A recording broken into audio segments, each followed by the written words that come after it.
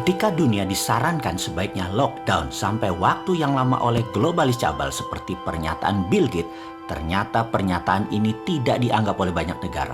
Globalis marah. Akhirnya COVID benar-benar menjadi tidak selesai. Dunia pasti sebentar lagi akan bukan dunia yang dulu lagi, yang saling terkoneksi.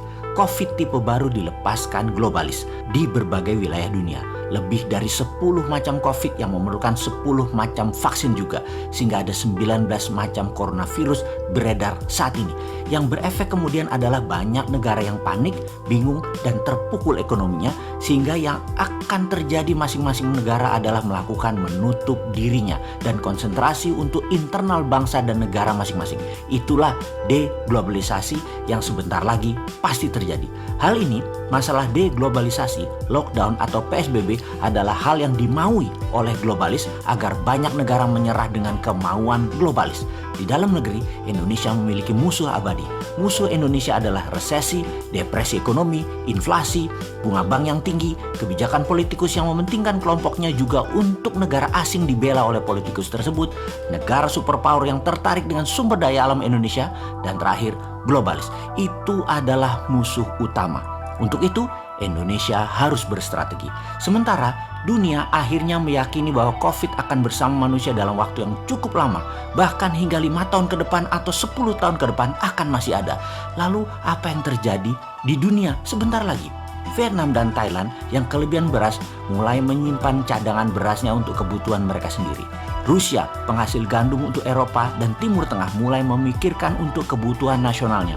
Amerika pun mulai menyetok minyak bumi dari Timur Tengah.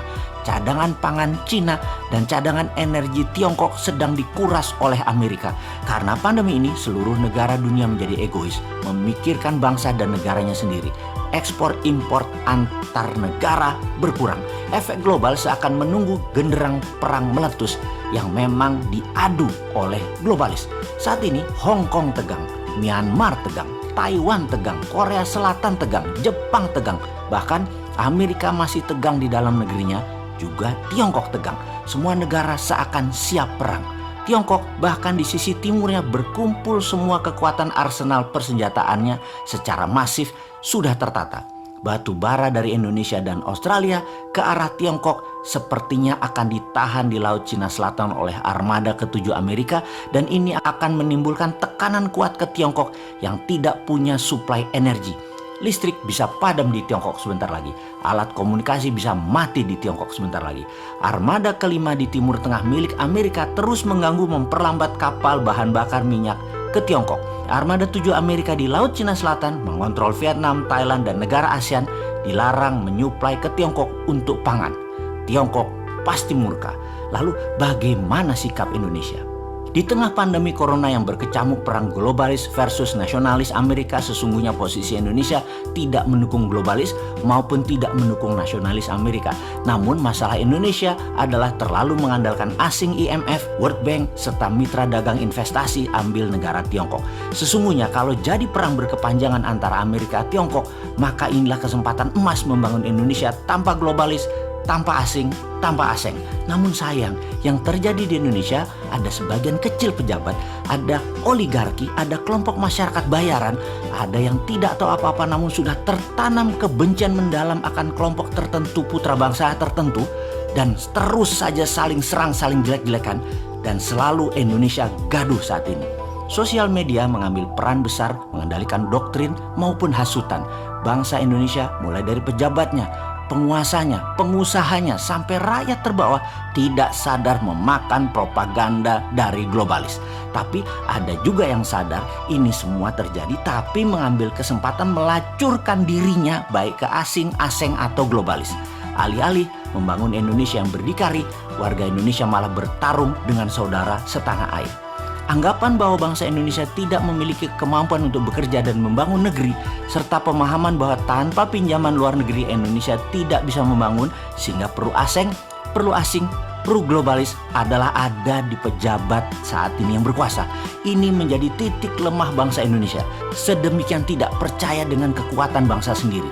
ide membangun negeri Indonesia untuk berdikari menjadi terhalang dengan keyakinan keilmuan atau hegemoni ilmu dari kelompok kecil pejabat.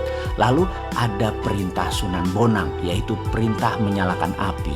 Tinitah Sabdo Sumuruping Dahono yang seharusnya terjadi di masa sekarang ini telah menunggu selama 5 tahun lebih perintah tersebut untuk dilaksanakan. Di suatu tempat di Gunung Merbabu, Nara sedang melaksanakan latihan rutinnya ketika dia mendapati sebuah pesan dari kakaknya. Adikku, kamu harus turun gunung sekarang. Lihatlah negerimu. Kini saatnya kamu bela tanah airmu. Bebaskan negerimu dari cengkraman asing. Aku belum siap. Aku masih belum siap. Nara berkata meragukan dirinya. Kamu tak akan pernah siap sampai kamu bertindak. Demikian suara tegas sang kakak. Di saat globalis asing-asing sibuk, Indonesia malah gagap di dalam negeri. Bukannya mengambil kesempatan untuk menggerakkan kedaulatan mendominasi selat dan laut di dalam Indonesia. Bukannya memanfaatkan kekuatan sumber daya alam mineral dan membangun kekuatan pangan. Tapi malah nyender ke oligarki, globalis, dan negara besar. Inilah misi berat. Apa itu misinya? Melepas cengkraman globalis, asing dan aseng adalah perjuangan Nara sang kapten Dinaran. Sayang, saat ini ternyata serangan musuh Indonesia yang terbesar seperti depresi, resesi, inflasi, globalis seakan menjadi musuh nomor 2 karena kepercayaan atas kapten Dinaran belum didapat. Masih diragukan, sesama anak bangsa saja saling menjatuhkan. Nara, sang kapten Dinaran terpaksa harus mengemban misi yang berat berbekal kemampuan yang masih terbatas. Dia belum selesai melakukan pelatihan di Kawah Chandra di Muka di puncak Gunung Merbabu. Nara berkata, yang aku takutkan adalah bukan berperang melawan musuh negara, tetapi bertempur dengan saudara sebangsaku sendiri. Inilah buku komik geopolitik, geoekonomi pertama di dunia untuk milenial dan Gen Z, serial Kapten Dinaran. Memiliki alur cerita yang penuh intrik, penuh strategi, penuh drama, dan tidak akan bisa menebak akan kemana jalan ceritanya ini berakhir. Strategi bernegara, negara superpower, globalis cabal yang menggurita, shadow banking, deep state, dan banyak lagi intrik geostrategi dunia terjadi dibahas dalam komik Kapten Dinaran ini. Yang menjadi pertanyaan, bisakah globalis dikenali, dikalahkan, dan dibongkar oleh Nara sang Kapten Dinaran? Atau Nara akan gagal kemudian menjadi pecundang, atau kelompok lain mengalahkan Kapten Dinaran sebelum dia bergerak melakukan sesuatu? Jawabnya, semuanya mungkin. Semuanya bermain dan seru dan semuanya penuh keterkejutan. Selamat menikmati komik Kapten Dinaran.